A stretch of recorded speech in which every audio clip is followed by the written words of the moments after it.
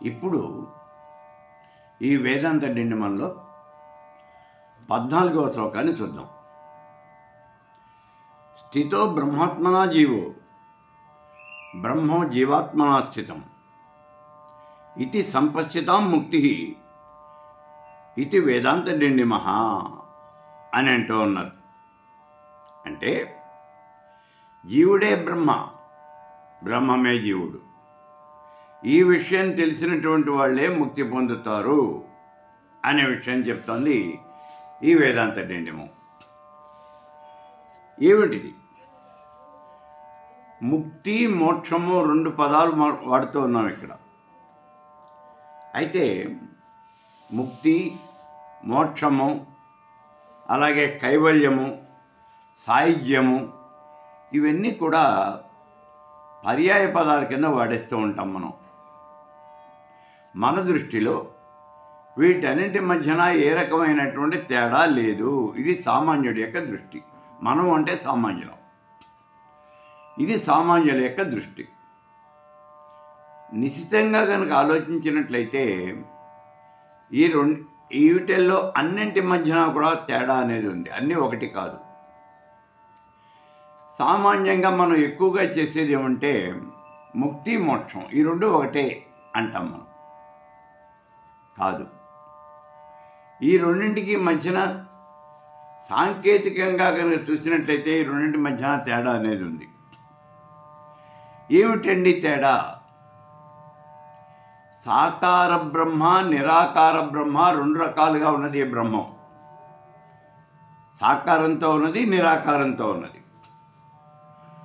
సాకార బ్రహ్మోపాసన చేసినటువంటి వాడు పరమపదం చేరతాడు. దాన్ని ముక్తి అని అంటారు. సాకార బ్రహ్మోపాసన చేసినటువంటి వాడు పరమపదం చేరతాడు మరణానంతరం. దాన్నే ముక్తి పొందటము అని అంటారు. మరి నిరాకారోపాసన చేసినటువంటి వాడు మరణానంతరము అతడి యొక్క జీవాత్మ పరమాత్మలో లీనమైపోతుంది. దీన్ని మోక్షము అని అంటారు. ఈ రకంగా రెండింటికి మధ్యన తేడా అనేది ఉన్నది. ఈ విషయాన్ని ముందు మనం గ్రహించాలి. ఇక పరమేశ్వర స్వరూపం అంటే ఏమిటి? ఇది ఇక్కడ పరమేశ్వర స్వరూపం అంటే చరాచర జగత్తంతా కూడా పరమేశ్వర స్వరూపమే. ఈ విషయాన్ని మనం తెలుసుకున్నాం. జగత్తంతా పరమేశ్వర స్వరూపమే అని తెలుసుకోగలిగినటువంటి వాడు మాత్రమే ముక్తి పొందుతాడు. మనం కొన్ని చోట్ల చెబుతూ ఉంటాం చూడండి. అన్నం బ్రహ్మ, అహంచ బ్రహ్మ, భోక్తా చ బ్రహ్మ. గుర్తుందా ఈ విషయం? ప్రత్యేకించి ఆబ్దీకం పెట్టేటప్పుడు ఆ భోక్తని కూర్చోబెట్టి అతని విస్తట్లో ఉన్న అన్నాన్ని చూపిస్తూ అన్నం బ్రహ్మ, అహంచ బ్రహ్మ, భోక్తాచ బ్రహ్మ అంటే నీ విస్తట్లో ఉన్నటువంటి అన్నం బ్రహ్మస్వరూపం, నేను పరబ్రహ్మ స్వరూపాన్ని, అలాగే ఈ భోజనం చేసేవంటి నువ్వు కూడా పరబ్రహ్మ స్వరూపానివే. చాందోగ్యోపనిషత్తులో చెప్పారు చూసారా? బ్రహ్మచారి కథ మనం చెప్పుకున్నాం. ఆ బ్రహ్మచారి కథ ఇదే. ఇది అన్నము పరబ్రహ్మ స్వరూపమే, వండినటువంటి వాడు పరబ్రహ్మ స్వరూపమే, తినేవాడు పరబ్రహ్మ స్వరూపమే. అంటే ఈ జగత్తులో, చరాచర జగత్తులో పిపీలి కాది బ్రహ్మ పర్యంతము పరబ్రహ్మ స్వరూపమే. ఈ విషయాన్ని తెలుసుకున్నటువంటి వాడు మాత్రమే మోక్షం పొందుతాడు. అయితే పిపీలి కాది బ్రహ్మ పర్యంతము పరబ్రహ్మ స్వరూపం అనే విషయం నాకు తెలిసిందండి, నాకు మోక్షం వస్తుందా? ఇది ఇప్పుడు అడిగే ప్రశ్న. ఏం తెలిసింది నీకు? పిపీలి కాది బ్రహ్మ పర్యంతము పరమేశ్వర స్వరూపమే అనే విషయం నాకు తెలిసింది. ఎలా తెలిసిందయ్యా? మీరు చెప్పారుగా నాకు తెలిసింది. ఎలా చెప్పారు అంటే, మీరు చెప్పారు కాబట్టి నాకు తెలిసింది అన్నాడు. ఇక్కడ ఒక చిన్న ఉదాహరణ చూడండి. పూర్వకాలంలో ఒక రాజుగారు 4 వేదాలు తెలిసినటువంటి వాడికి నేను 100 బంగారు నాణేలు బహుమానంగా ఇస్తాను అని ప్రకటన చేయించాడు. 4 వేదాలు తెలిసినటువంటి వాడే 4 వేదాలు చదువుకున్నటువంటి వాడికి అని. సరే, మర్నాడు పొద్దున్నే పూర్తిగా తెల్లవారకుండానే సభా ప్రాంగణంలో గంట మోగింది. రాజుగారిని కలవాలి అనుకున్నప్పుడు ఎవరైనా వచ్చి ఈ గంటను మోగించవచ్చు. సరే, ఇప్పుడు ఈ గంట అనేది మోగింది అంటే ఎవరో వచ్చారు రాజుగారిని కలవటానికి, ఈ విషయం తెలిసింది. వెంటనే భటులు వెళ్ళి ఎవరయ్యా వచ్చింది అని చెప్పేసి అక్కడ వాకప్ చేశాడు. ఒక బ్రాహ్మణుడు నుంచి కనిపించాడు. ఏమిటయ్యా, ఎందుకు కొట్టావు గంట, ఏం కావాలి నీకు అని అడిగారు. నేను రాజుగారిని కలవాలి. ఎందుకు, ఏం పని ఉంది నీకు ఆయనతో?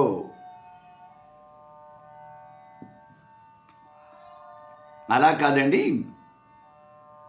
రాజుగారు 100 బంగారు నాణేలు ఇస్తాను అని ప్రకటన చేశారు. ఆ బంగారు నాణేలు ఇస్తే నేను పుచ్చుకుపోదామని వచ్చాను అన్నాడు. 100 బంగారు నాణేలు ఇస్తామన్నారా? నీకు ఎందుకయ్యా అడిగారు. నిన్న ప్రకటన చేయించారండి, 4 వేదాలు తెలిసినటువంటి వాడికి 100 బంగారు నాణేలు ఇస్తామన్నారు, అందుకని నేను వచ్చాను. వెంటనే ఇప్పుడు ఆ భట్లు అడిగారు, నీకు 4 వేదాలు తెలుసా? తెలుసండి అని. సరే, అయితే మేము రాజుగారికి విన్నవిస్తాం, ఉండండి అన్నారు. వెళ్ళి రాజుగారికి చెప్పారు. సరే, రాజుగారు వాడిని, ఆ వచ్చినటువంటి బ్రాహ్మణుడిని ఆస్థానానికి తీసుకురండి అన్నారు. సభా ప్రాంగణానికి తీసుకొచ్చారు ఆయన్ని. ఏమిటయ్యా అన్నారు. స్వామి, ఇట్లా 4 వేదాలు తెలిసినటువంటి వాళ్ళకి 100 బంగారు నాణేలు ఇస్తాను అని చెప్పేసి మీరు ప్రకటన చేయించారు. మీరు ఆ 4 వేదాలు తెలిసినటువంటి వాడిని నేనేను, నాకు 4 వేదాలు తెలుసు, అందుకని మీరు బంగారు నాణేలు ఇప్పిస్తే నేను పుచ్చుకుపోతాను అన్నాడు. రాజుగారు ఇప్పుడు అడిగాడు, నీకు 4 వేదాలు తెలుసా? తెలుసు. మళ్ళీ అడిగాడు, 4 వేదాలు తెలుసా? తెలుసు.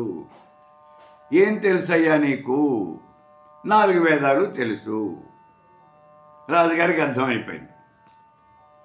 వీడికి ఏమీ తెలియదు అనే విషయం రాజుగారికి అర్థమైపోయింది. రాజుగారికే కాదు, అక్కడ కూర్చుని సభాసదులకి అందరికీ అర్థమైపోయింది, వీడికి ఏమీ తెలియదు. ఆ 100 బంగారు నాణేలు తీసుకుపోవడానికి వచ్చాడు. అక్కడున్న వాళ్ళు మళ్ళీ అడిగారు, ఏమయ్యా నీకేం తెలుసు? 4 వేదాలు తెలుసు. అప్పుడు మంత్రి గారు ఒక చిన్న ప్రశ్న వేశాడు, నీకు ఎలా తెలుసు అయ్యా అన్నాడు. అంటే మీరు నిన్న ప్రకటన వేయించారు కదండి, చాటింపు వేయించారు కదా, 4 వేదాలు అనే మాట మీరు చెప్పారు కదా, మరి నాకు తెలిసింది, ఇంకేముంది, కాబట్టి 4 వేదాలు నాకు తెలుసు, మీరు దయచేస్తే ఆ 100 బంగారు నాణేలు తీసుకుని నేను పోతాను అన్నాడు. రాజుగారు మంత్రి గారి వైపు చూశాడు. మంత్రి గారు పక్కన ఉన్న భటులను పిలిచి, వీడిని తీసుకెళ్ళి కారాగారంలో బారేయండి, ఆ తర్వాత ఒక 100 కొరడా దెబ్బలు కొట్టి వాడిని బయటకు వదిలిపెట్టండి అన్నాడు. అది జరిగింది. అంటే మరి 4 వేదాలు తెలుసు అంటే ఏమిటి? నేను 4 వేదాలు అనే మాట చెప్పాను కాబట్టి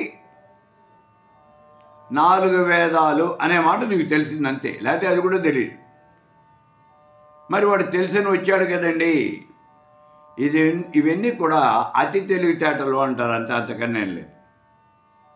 కాబట్టి ఇక్కడ చూడండి, అక్కడ 4 వేదాలు ఎలా తెలుసు అన్నాడో ఇక్కడ కూడా అలాగే ఆ పరబ్రహ్మను గురించి నాకు తెలుసు. ఏం తెలుసు? చరాచర జగత్తంతా పరబ్రహ్మ స్వరూపమే, పిపీలికాది బ్రహ్మ పర్యంతము పరబ్రహ్మ స్వరూపమే. ఈ విషయం నాకు తెలిసింది. ఎవరో చెబితే వింటం కాదు, పుస్తకాల్లో చదివి తెలుసుకోవటం కాదు. మరి ఎలా తెలియాలి? అనుభవం ద్వారా తెలియాలి. మనోవాక్కాయ కర్మల ద్వారా ఈ విషయం నీకు తెలియాలి, అనుభవం ద్వారా తెలియాలి. అది ఇక్కడ ఉన్నటువంటిది. అలా అనుభవం ద్వారా నీకు తెలిస్తేనే నీకు మోక్షం వస్తుంది, లేకపోతే నీకు మోక్షం రాదు. ఎందుకని అంటే అనుభవం ద్వారా తెలుసుకున్నటువంటి మానవుడు ఈ చరాచర జగత్తులోనూ ఉన్నటువంటి ప్రతి జీవి యందు కూడా ఆ పరబ్రహ్మనే చూడగలుగుతాడు. ఆత్మోత్సర్వభూతాన్ని, అన్ని భూతాల యందు కూడా ఆత్మ ఉన్నది. ఆత్మ అంటే పరమేశ్వర స్వరూపం, పరబ్రహ్మ. అది అన్నింటి యందు ఉన్నది. ఉన్నది అని చెప్పటం కాదు, తాను చూడగలగాలి. పిపీలికాది బ్రహ్మ పర్యంతము తన పక్కన ఉన్నటువంటి చీమ దోమ కూడా ఆ పరబ్రహ్మ స్వరూపమే అని తన భావన చేయగలగాలి. మనకి గతంలో ఒక కథ చెప్పుకున్నాం, మీకు గుర్తుందో లేదో. వైష్ణవ భక్తుడు, విష్ణుమూర్తి యొక్క భక్తుడు, ఆయన చాలా గొప్ప భక్తుడు, జ్ఞానానందుడు. ఆయన చాలా గొప్ప భక్తుడు. పొలం పని చేసుకుని జీవిస్తూ ఉండేవాడు. ఇతడు మధ్యాహ్నం పూట భోజనం చేయడం కోసము అని ఆయన భార్య రొట్టెలు చేసి మూట కట్టి ఇచ్చింది, మధ్యాహ్నం తింటాడు అని. సరే తెచ్చుకున్నాడు. ఆ రొట్టెల మూట పొలం గట్టున పెట్టాడు. పొలంలో దిగి పని చేస్తున్నాడు. పొలం పని చేసుకునే రోజు కూలి అతను పని చేస్తున్నాడు. ఇంతలో ఎక్కడి నుంచో ఒక కుక్క వచ్చింది. మధ్యాహ్నం 12 అయ్యేప్పుడు ఒక కుక్క వచ్చింది. ఓ నల్లడి కుక్క ఒకటి వచ్చింది. పొలం గట్టున పెట్టి ఉన్నటువంటి ఆ మూటకి అతను నోట్లో గరుచుకుంది, పారిపోయింది. ఇప్పుడు ఇతను ఆగు ఆగు అని దాని వెనకాల పడుతూ ఉన్నాడు. మిగిలిన పని వాళ్ళంతా ఈయన్ని చూసి నవ్వుతూ ఉన్నారు. కుక్క పట్టుకుపోతూ ఉన్నటువంటి ఆ రొట్టెల మూట కోసం ఈయన పరిగెడుతున్నాడు అని చెప్పేసి అందరూ కూడా గేలి చేస్తూ ఉన్నారు, నవ్వుతూ ఉన్నారు. కానీ విషయం ఏమంటే ఆయన ఆ రొట్టెల మూట కోసం పరిగెడుతూ ఉన్నటువంటి మాట నిజమే. అది ఎందుకు పరిగెడుతున్నాడు ఇక్కడ చూడండి. ఆయన చెప్తున్నాడు దవలో, స్వామి, ఆ రొట్టెలు ఎప్పుడో నా భార్య పొద్దున పూట చేసింది. అవన్నీ గట్టి పడిపోయి ఉంటాయి, ఇప్పుడు మెత్తగా ఉండవు. నువ్వు తినటానికి పనికిరావు. అందుకని నువ్వు ఒక్క క్షణం ఆగు. నేను ఆ మూట విప్పి రొట్టెలు చేతిలోకి తీసుకుని వాటికి వెన్న రాస్తే అవన్నీ మళ్ళీ మెత్తపడతాయి. వెన్న రాచి ముక్కలుగా చేసి నీ నోటికి అందిస్తాను. అప్పుడు నువ్వు తిందువు, కానీ నువ్వు తొందరపడకు అని అరుస్తున్నాడు వెనకాల. ఆ వచ్చినటువంటి కుక్క శ్రీమన్నారాయణ స్వరూపము అని అతనికి నమ్మకం. ఆ కుక్కలో అతను శ్రీమన్నారాయణ చూడగలుగుతున్నాడు. అది ఇక్కడ. ఆ తర్వాత కుక్క దొరుకుతుంది అతని చేతికి. కుక్కని పట్టుకుని ఆ మూట తీసుకుని ఆ కుక్కని తీసుకుని అక్కడ ఒక పక్కనే ఉన్నటువంటి ఒక చెట్టు కింద కూర్చుంటాడు. కూర్చుని మూట విప్పి అందులో ఉన్నటువంటి ప్రతి రొట్టెకి కూడా నెయ్యి రాచి ఆ ఉన్నటువంటి ఆ వెన్న రాచి అవి మెత్తపడిన తర్వాత ముక్కలుగా చేసి ఆ కుక్కతో తినిపిస్తూ ఉంటాడు. ఏమిటి అంటే సాక్షాత్తు శ్రీమన్నారాయణుడే వచ్చి ఇక్కడ ఈ రొట్టెలు తింటూ ఉన్నాడు అని భావన చేస్తాడు అతను. అటువంటి భావన అనేది మీకు కావాలి. అటువంటి భావన మనకు కావాలి. అటువంటి భావన ఉన్నటువంటి వాడు మాత్రమే చరాచర జగత్తులో ఉన్నటువంటి ప్రతి జీవి యందు, ప్రతి ప్రాణి యందు, ప్రతి వస్తువునందు కూడా ఆ పరమాత్మను చూడగలుగుతాడు. అతడే మోక్షానికి అర్హుడు. అయితే ఇక్కడ ఒక చిన్న ఇబ్బంది వస్తుంది. ఏమిటి అంటే పూర్వకాలంలో అందరూ కూడా జ్ఞానాన్ని పొందగలిగేవాళ్ళు. అటువంటి పరిస్థితులు వాళ్ళకు ఉండేవి. కానీ ఇవాళ ఆలోచించినట్లయితే జ్ఞానం లేనటువంటి వాళ్ళే ఎక్కువ మంది కనిపిస్తూ ఉన్నారు. అటువంటి వాళ్ళు ముక్తి పొందలేక అనేకమైనటువంటి పడరానటువంటి పాటు పడుతూ ఉన్నారు. సన్యాసం తీసుకున్నాము అని చెప్పినటువంటి మహానుభావులు కూడా, కాషాయాంబరాలు ధరించినటువంటి మహానుభావులు కూడా అనేక రకాలుగా తప్పులు చేస్తూ ఉన్నారు. పొరపాట్లు అంటారా, వాటిని తప్పులు అంటారా నాకు తెలియదు. ఒకసారి జరిగితే పొరపాటు, అదే పని మళ్ళీ కూడా చేసినట్లయితే తప్పు, మూడోసారి కూడా చేస్తే అలవాటు, అంతే. వీళ్ళందరూ కూడా ఆ పనులు అలవాటుగానే చేస్తూ ఉన్నారు. ఈ కాషాయాంబరాలు ధరించినటువంటి వాళ్ళు వీళ్ళే ఆ పనులు చేస్తూ ఉన్నారు. సామాన్య మానవుడు చేయటానికి ఇంకా లక్ష్యం ఉంది చెప్పండి? మేము సన్యసించాము అని చెప్పుకుంటున్నటువంటి ఈ మహానుభావులే, మేము బాబాలము, స్వామీజీలము, లేకపోతే మాతాజీలము ఇలా చెప్పినటువంటి వాళ్ళే ఈ పనులన్నీ చేస్తూ ఉన్నారు. గతంలో ఒకసారి చూసాం మనం, ఒక లేడీ నేను మాతాజీని అని చెప్పింది. ఆవిడ మీద చాలా పెద్ద చీటింగ్ కేసు పెట్టారు. కోర్టుకు పిలిచారు, కోర్టుకు వచ్చింది. ఒంటి మీద బట్టలు లేకుండా నేను మాతాజీని అని అంటూ కోర్టుకు వచ్చింది. అప్పుడు కోర్టులో ఉన్నటువంటి ఒక లాయరు ఆవిడ యొక్క అవతారాన్ని చూడలేక తాను వేసుకున్నటువంటి ఆ కోటును విప్పి ఆవిడ మీదకి విసిరేశాడు. ఆ కోటు తొడుక్కుని ఏడు ముందు, నువ్వు మాతాజీ అయితే తర్వాత ఆలోచిద్దాం, ముందు ఒంటి మీద బట్టలు కట్టుకో అని తాను వేసుకున్నటువంటి చొక్కా కోటు విప్పి ఆవిడ మీదకి విసిరేశాడు. ఇలాంటి వాళ్ళు చాలామంది ఉన్నారు. మనం వాళ్ళ పేర్లు చెప్పుకోవద్దు. పేపర్లలో వీళ్ళని గురించి ప్రముఖంగా ప్రకటనలు చేశారు. వీళ్ళల్లో చాలామంది ప్రస్తుతం జైల్లో ఉన్నారు. దీనికంతటికీ కారణం ఏమిటి? ఎందుకు ఉంటున్నారు ఇట్లాగా అంటే, పరిపక్వత అనేది చెందకుండా వీళ్ళంతా కూడా మోక్షం కావాలి అనుకుంటున్నారు. మోక్షం కావాలంటే ఏం చేయాలి? గత జన్మలో ఉన్నటువంటి కర్మ ఫలితం అనేది పూర్తిగా నశించిపోవాలి. సంచిత కర్మ అనేది పూర్తిగా నశించిపోవాలి.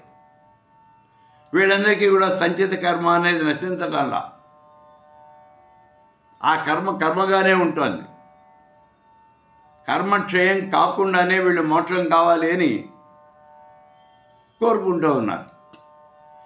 ఇక్కడ ఇంకోటి మనం గమనించాల్సిన విషయం ఏమంటే, వీళ్ళు మోక్షం కావాలి అని కోరుకోవటం కాదు, మీకందరికీ కూడా మోక్షం ఇప్పిస్తాను, మేమందరికీ మోక్షం వచ్చేట్టుగా నేను చేస్తాను అని అలా బయలుదేరుతున్నారు వీళ్ళు.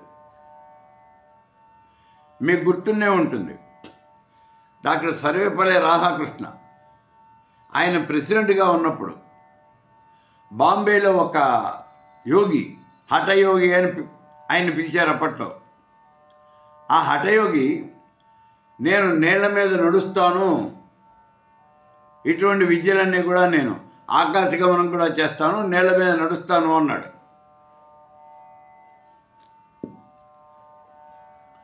చాలా బ్రహ్మాండమైనటువంటి ప్రాపగండా చేశాడు. దానికి ప్రెస్ కూడా చాలా గొప్ప పబ్లిసిటీ ఇచ్చింది. నేను ఫలానా రోజున ఆ నీళ్ల మీద నడుస్తాను అని బయలుదేరాడు.